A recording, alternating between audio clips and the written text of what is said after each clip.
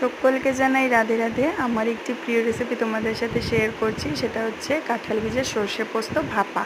এই দেখো, কাঁঠাল বীজটি আমি চোচা ফেলে একটু লবণ দিয়ে সেদ্ধ করে নিয়েছি, আর এদিকে বেটে রেখেছি সর্ষে, পোস্ত, কাঁচা লঙ্কা, আদা।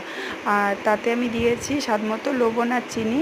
হলুদটা 1 চিমটে দিয়েছি, সেটা না দিলেও হবে, পুরোপুরি অপশনাল। তো এই দেখো, সেই বাটাটি আমি এখন কাঁঠাল বীজের উপরে দিয়ে দিচ্ছি। সেটা ভালো মতো মেখে নেব। মেখে নিয়ে তাতে উপর থেকে কাঁচা লঙ্কা আর কাঁচা সর্ষের তেল ছড়িয়ে দেব। আর এদিকে আমি গ্যাসে মিডিয়াম ফ্লেমে একটু জল গরম হতে দিয়েছি একটি ছোটো হাঁড়িতে। যেহেতু আমি এটা একটা ছোটো বাটিতে করছি, ভাপাচ্ছি, তার জন্য ছোটো হাঁড়িতে আমি বসিয়েছি। একটা টিফিন বাটিতে করলেও হবে, তো যার যার বুদ্ধিতে যার যার সুবিধা অনুযায়ী সেটা করবে। তো এই দেখো, আমি এখন এই বাটিটি হাঁড়িটির উপরে বসিয়ে দিলাম 15 মিনিটের জন্য মিডিয়াম ফ্লেমে। তো 15 মিনিট করলেই হবে, যেহেতু কাঁঠাল বীজটি ভাপানো আছে, সেদ্ধ করা আছে, তাই এই দেখো, কাঁঠাল বীজের ভাপা রেডি। এটি ভালো লাগলে অবশ্যই ট্রাই করবে তোমরা। গরম ভাতে তো খুব ভালো লাগে। রাধে রাধে।